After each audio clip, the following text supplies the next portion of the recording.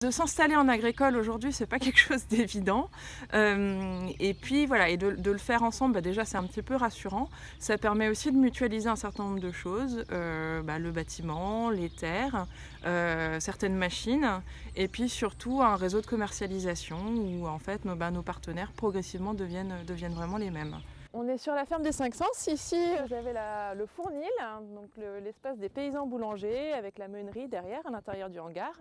Derrière, au fond, là-bas, on voit des serres qui servent donc pour les maraîchers. Et même si c'est notre passion, on a aussi le droit de faire autre chose de temps en temps.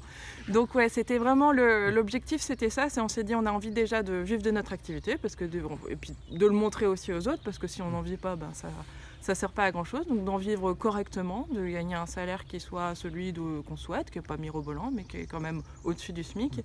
Et puis de pas faire des horaires complètement aberrants non plus. Alors évidemment au début on les fait les semaines de 50, 60, 70 heures, mais progressivement voilà, au bout de 2-3 ans d'être capable de revenir à un volume horaire qui soit cohérent, aussi pour avoir du temps en famille, pour avoir d'autres activités, pour se cultiver, pour vivre une vie normale entre guillemets. Et donc là ici c'est la chambre de séchage, c'est une ancienne chambre froide.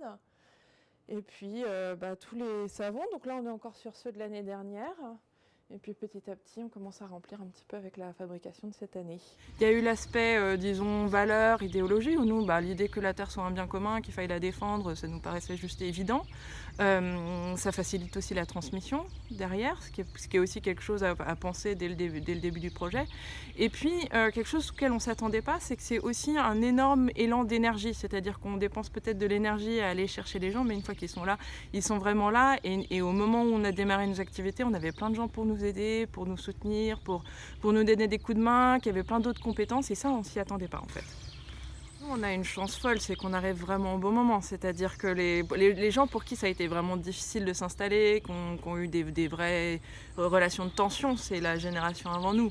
Nous on arrive à un moment où l'agriculture biologique, c'est plutôt quelque chose qui est vu de manière positive, qui est présenté positivement. On n'a plus à démontrer qu'économiquement ça marche.